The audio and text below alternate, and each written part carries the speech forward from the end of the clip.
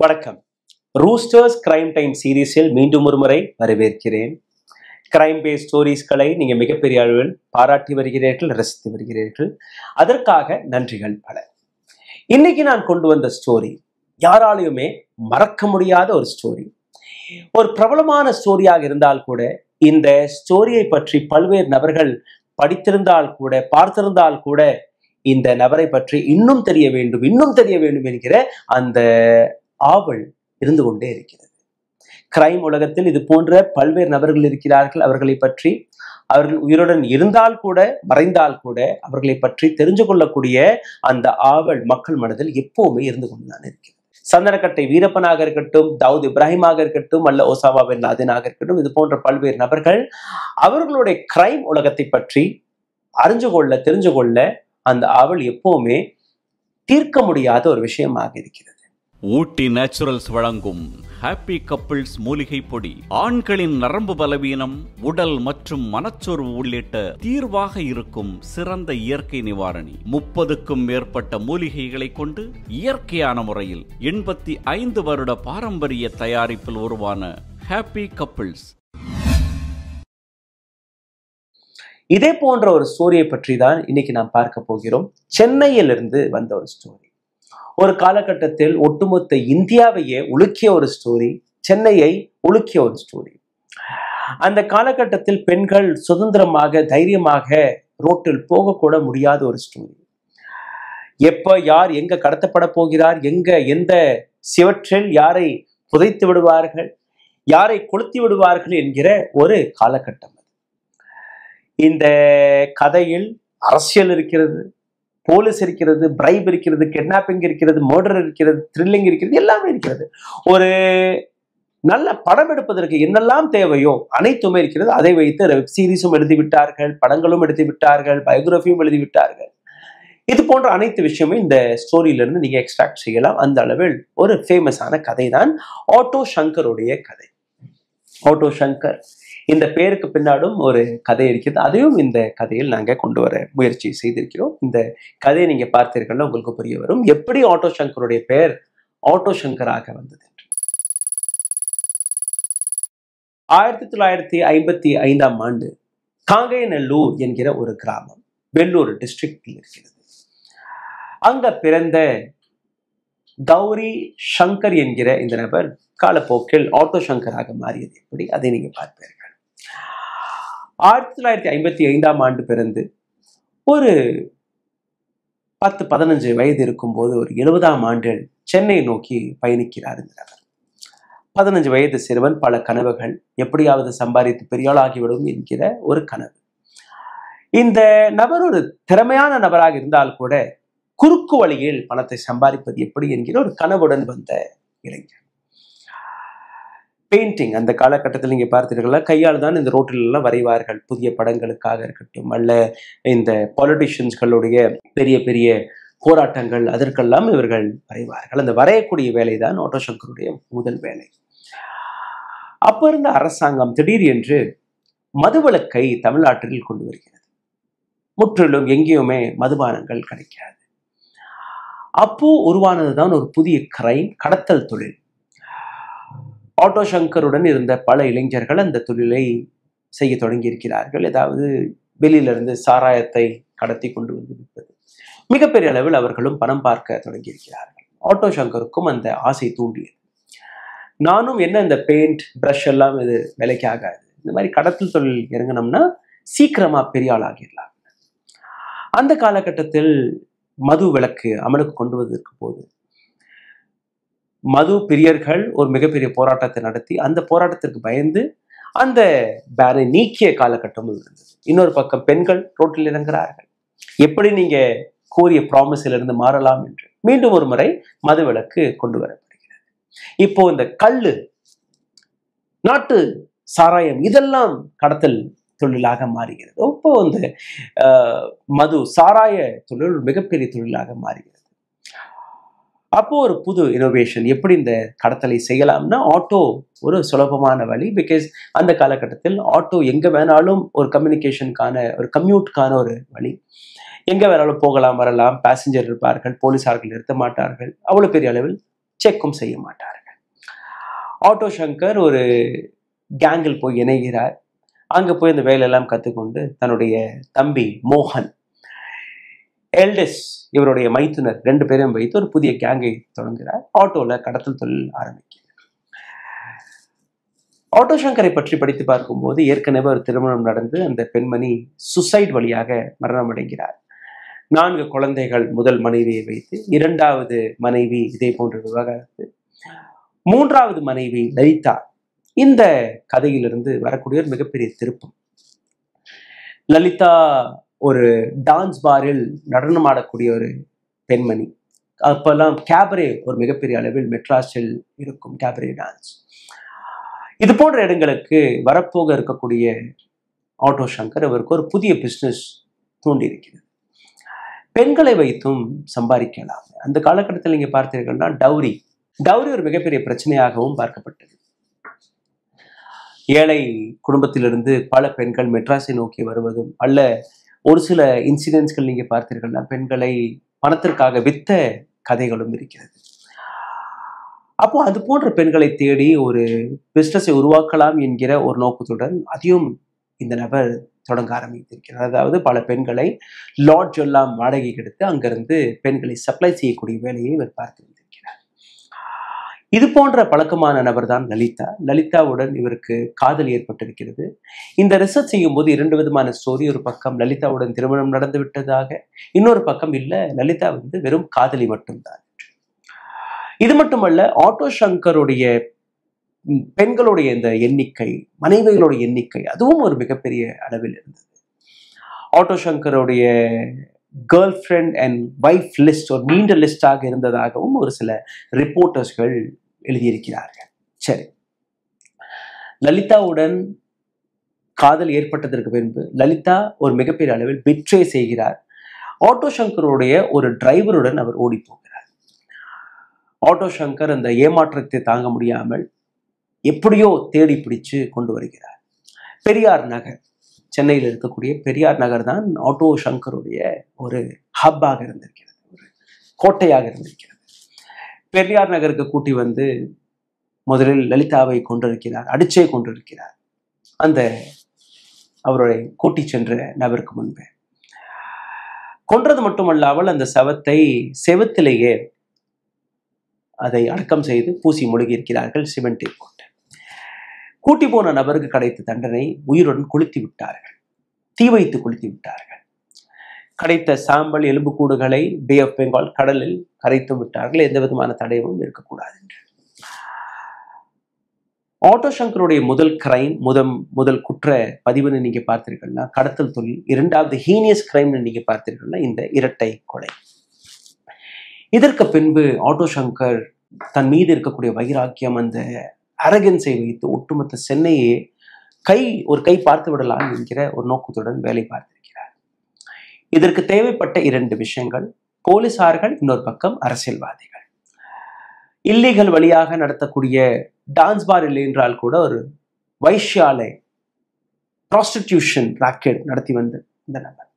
அப்ப இருந்த பெரிய பெரிய அரசியல்வாதிகளுக்கு பெண்களை சப்ளை செய்வதும், அப்ப இருந்த பெரிய பெரிய அரசியல்வாதிகளுக்கு இந்த சாராத்தை கொண்டு கொடுக்கக்கூடிய பல்வேறு விஷயங்கள் செய்தது மட்டுமல்லாமல் போலீசார்களை மடக்குவதற்கு பெண்களை அனுப்பி பின்னாடியே அந்த வீடியோ ரெக்கார்டிங், போட்டோகிராஃப் எல்லாம் எடுத்து அதையும் ஒரு ரெக்கார்ட் செய்து வைத்திருந்தார்.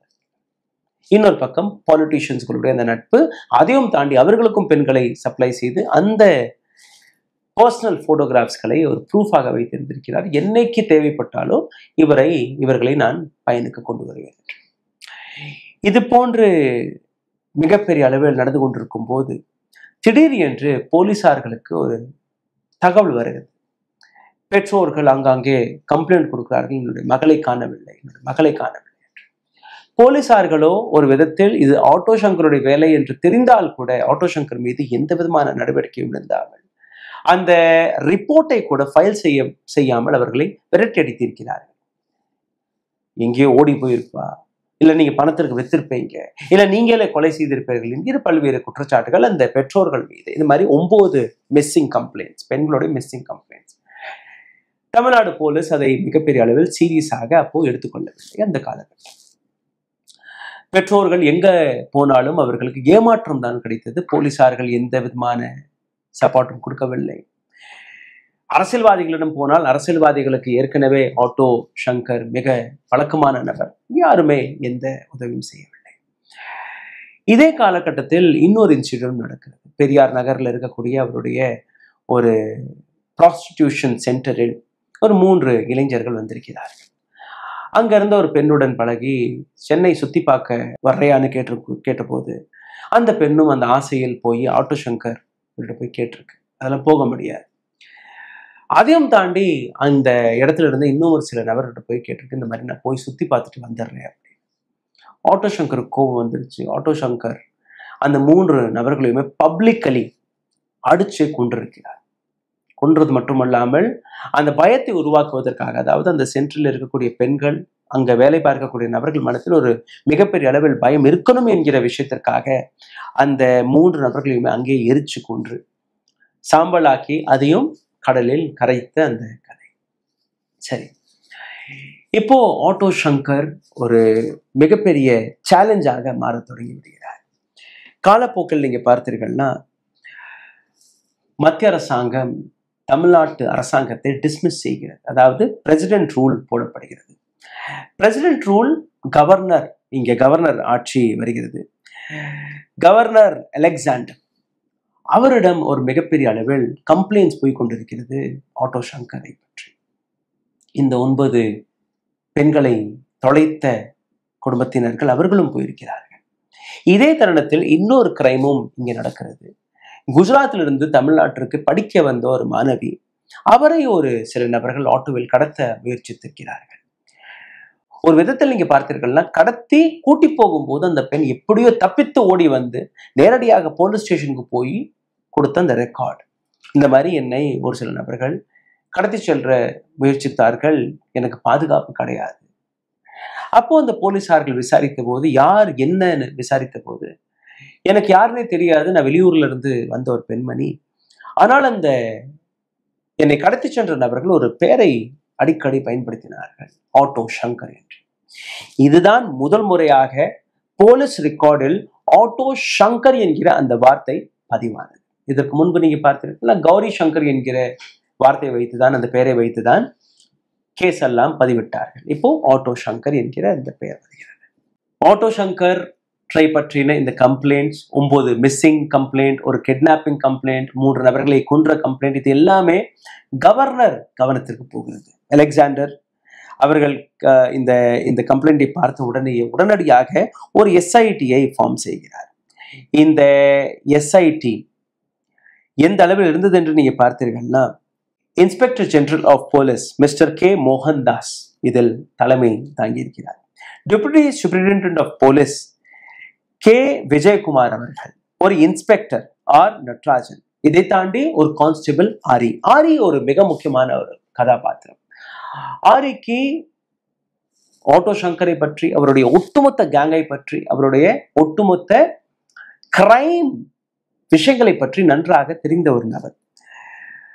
ஐஜி மோகன்தாஸ் அவருக்கு இந்த நபரை பற்றி தெரிந்தவுடன் உடனடியாக கூப்பிட்டு விட்டு, இந்த நபர் வந்தவுடன் இந்த டீமில் நீங்க இணைகிறீர்கள், உங்களுக்கு தெரிஞ்ச அறிந்த அனைத்து இன்ஃபர்மேஷனும் நீங்க கொடுக்கணும் என்று கூறிய போது, அவர் கொடுத்த தகவல் படி எல்டன், அதாவது ஆட்டோ சங்கருடைய தம்பி ஆட்டோ மோகனுடைய மைத்துனரான எல்டன், இவரை தான் முதலாக பிடிக்கிறார்கள்.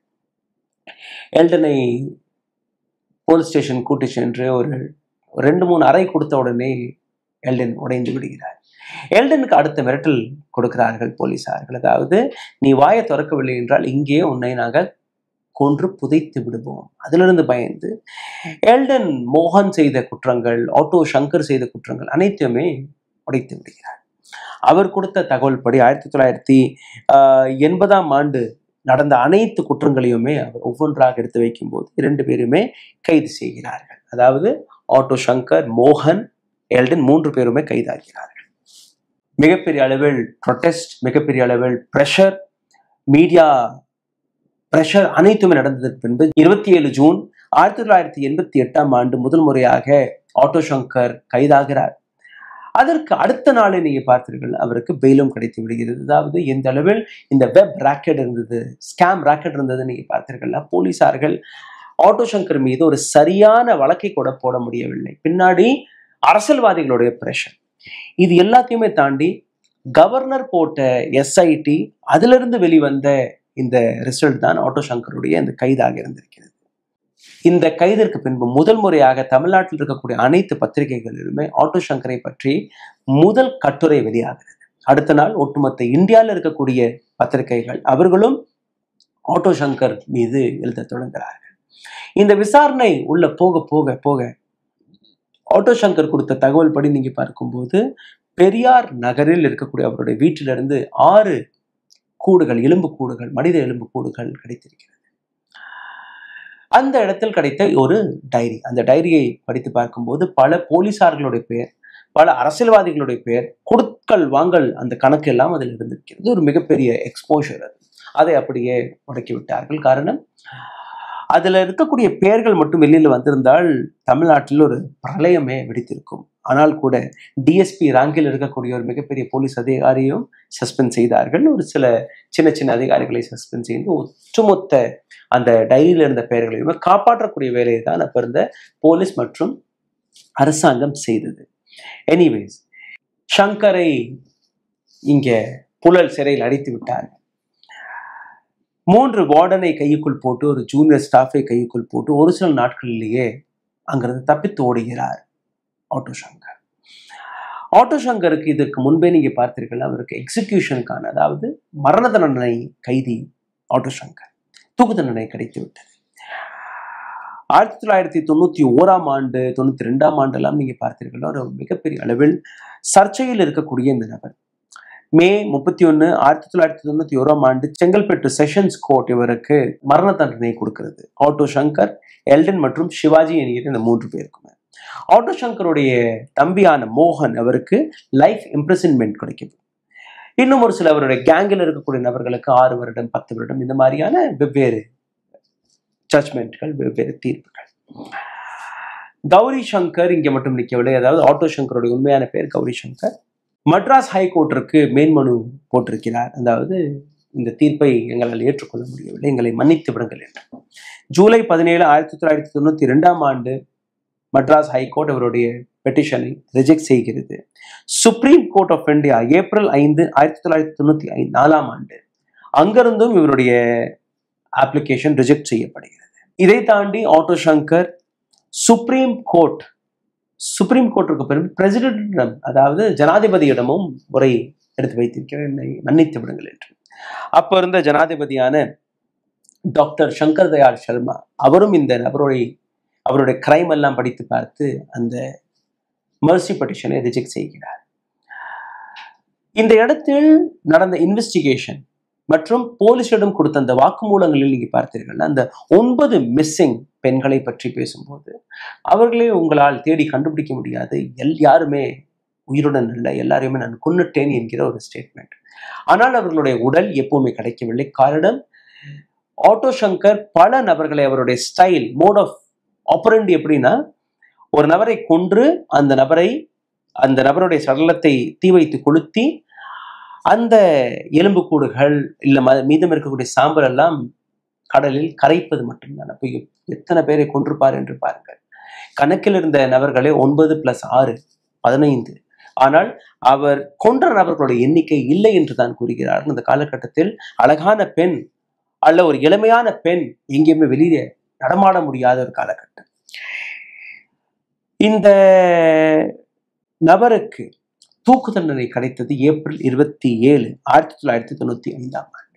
ஆட்டோ சங்கருடைய கதை இங்கே முடிகிறது என்று நீங்க பார்த்தீர்கள்னா நிச்சயமாக கிடையாது. அதற்கு பின்பு அவருடைய பயோகிராஃபியை நக்கீரன் வெளிவிட்டது. அவருடைய மனைவியிடம் அவர் போய் கூறிய பல்வேறு விஷயங்களை வைத்து, அதை வைத்து படங்கள் எல்லாம் தயாரித்து, இது எல்லாத்தையும் வைத்து ஒரு மிகப்பெரிய லேண்ட்மார்க் ஜட்ஜ்மெண்ட் கிடைத்தது. சுப்ரீம் கோர்ட் ஆஃப் இந்தியாவுடைய நீதிபதியான R Rajagopal versus state of Tamil Nadu. இதை நீங்க சர்ச் செய்து பார்த்தீர்கள், உங்களுக்கு புரிய வரும். அக்டோபர் 7, 1994 ஆண்டு 95 அவருக்கு தூக்கு தண்டனை கிடைக்கிறது. ஒரு வருஷத்துக்கு முன்பே நீங்க பார்த்தீர்கள்னா அவருடைய ஆட்டோபயோகிராஃபியை பற்றி, அவருடைய கதையை பற்றி நக்கீரன் போன்ற பத்திரிகைகள் எழுதுகிறார்கள் என்கிற ஒரு விஷயம். ஜெயில் அத்தாரிட்டிஸ் இது போன்ற பர்மிஷனை நாங்கள் கொடுக்கவில்லை என்று கூறிய அந்த சர்ச்சை. அதற்கு பின்பு இந்த நபருடைய மரணத்திற்கு பின்பு எத்தனையோ படங்கள், எத்தனையோ வெப் சீரிஸ், எத்தனையோ கட்டுரைகள், இதெல்லாம் நீங்க படித்து பார்த்தீர்கள், உங்களுக்கு புரிய வரும். ஒரு கிரைம் செய்த ஒரு குற்றவாளியை எப்படி சினிமாவாக இருக்கட்டும் அல்ல இது போன்ற பத்திரிகையாளர்களாக இருக்கட்டும், இவர்கள் எப்படி அவரை ஹீரோவாக மாற்றிவிட்டார்கள். உண்மையிலே நீங்க பார்த்தீர்கள்னா ஒரு கொடூரமான கிரிமினலுடைய கதையை நான் உங்களுக்கு நான் எடுத்து காட்டியிருக்கிறேன். ஆனால் அந்த கிரிமினலுடைய கதையை இன்னைக்கும் படம் வடிவாக, கதைகள் வடிவாக நாம் பார்த்து வருகிறோம். ஆட்டோ சங்கருடைய கதை, அவருடைய கிரைம் ஹிஸ்டரியை பற்றி இன்னும் எத்தனையோ இருக்கிறது. ஆனால் இது போன்ற ஒரு சிறிய எபிசோடில் கொண்டு வந்து முடிக்க முடியாது. ஒரு சிறிய கிராமத்திலிருந்து பிறந்து நகரத்திற்கு வந்து ஒரு கிரிமினலாக மாறி தூக்கு தண்டனை வரை போய் முடிந்த ஒரு கதை. இந்த கதையில் எத்தனையோ பெண்களை, எத்தனையோ பெற்றோர்கள் இழந்திருக்கிறார்கள். இந்த நபரால் எத்தனையோ குடும்பங்கள் இன்னைக்கு கூட பாதிக்கப்பட்டிருக்கிறது. ஆனால் பெரியார் நகரில் இருக்கக்கூடிய பல நபர்கள் இன்னைக்கும் இவரை ஹீரோவாக தான் பார்க்கிறார்கள். பெரியார் நகரில் இருக்கக்கூடிய பல நபர்கள் உதவி இருக்கிறார் என்கிற ஒரு கதையும் இருக்கிறது. ஆனால் கூட எந்த அளவில் நீங்க உதவினால் கூட இது போன்ற கிரைமை எப்படி உங்களால் ஏற்றுக்கொள்ள முடியும்? இன்னைக்கு இவ்வளவுதான் கதை. நாளைக்கு மீண்டும் ஒரு முறை இன்னொரு கதையுடன் சந்திக்கும் முறை நன்றி, வணக்கம். ஊடகம் கார்ப்பரேட் அரசியல்வாதிகளின் கைப்பாவையாக, அடிமைகளாக இருந்தது போதும். இனி சாட்டை எடுத்து சுழற்றும் நேரம் வந்துவிட்டது. ஊடகம் பொதுமக்களாகிய உங்களுக்காக, உங்களாலேயே இயக்கப்பட வேண்டும். ஊடக சுதந்திரத்திற்காக உங்களின் பங்களிப்பை இன்றே அளித்திடுங்கள்.